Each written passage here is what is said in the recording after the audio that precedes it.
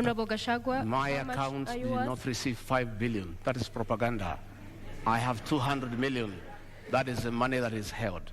200 million, 64 million. I worked in the Ministry of Lands and Settlement. 10 million, I worked in Kenya Power. 33 million, I worked in the Ministry of Livestock. Another 46 million, I worked in another organization called Patek. Up to 200 million, that is all the money. But when you set policemen to investigate, they don't understand accounts.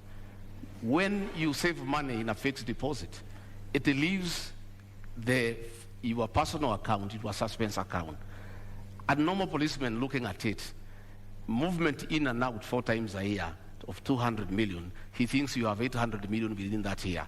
So when he multiplies by 7 years, he says you have 12.4 billion. That is the folly of the kind of investigations we are having in this country. I don't have billions. I have 203 million into that account. And that is part of my wealth. I'm worth 800 million minus the 200 they are holding, another 600.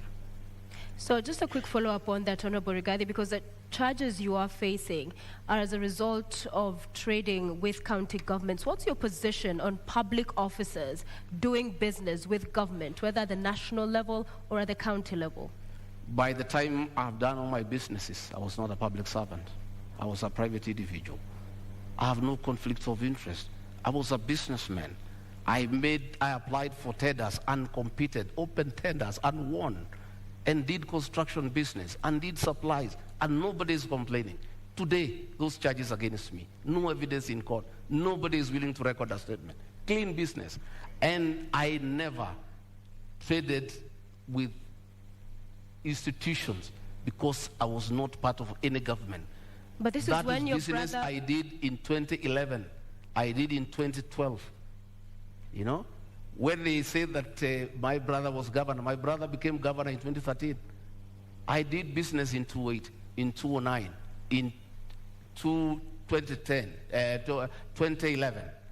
And that money is there, and it's all documented where it has come from. But nobody is bothered because they just wanted to punish me. But they wanted to blackmail me into supporting the handshake.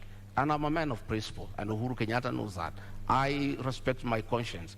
I will never be intimidated. And I can tell you, many governors today supporting Azimio is because they were blackmailed like me, and they gave in. Honorable Gachagua, just clarity. In 2009, 2010, there was no county governments. Which government did you do? Sorry? There was no county governments in 2009. I'm saying I made money in 2010, in 2009.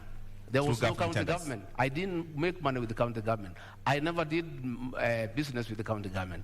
I said I worked with the Ministry of Lands. I worked with the Ministry of Livestock Development. So you cannot say that there was conflict in Nyeri because I did this business long before county governments came into place. But Honorable Gachagua, the matter in court is about doing business with county governments.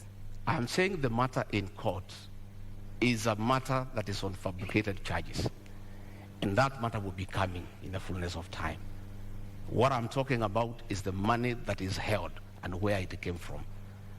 As to the allegations, as the matter before court, there is nothing. It's absolute lies. There is nothing. And in the fullness of time, and that is why, even after sending 200 policemen to arrest me in Nyeri and drag me naked in front of my wife, in front of my workers, drive me to Nairobi, lock me for 4 days, 1.5 years later, not a shred of evidence, nothing. That is why the case has not taken off. They have slated it for September later this year. But still, nothing has been presented to us. Our lawyers have been asking, give us evidence against Rigathi Gachagua. It's not forthcoming. It does not exist. It's a fabrication. It's blackmail. It was a way of trying to force me to abandon William Ruto. Okay. But I was not intimidated. I remain on board. Okay, Honorable Karo, you have 2 minutes. An Azimio government will have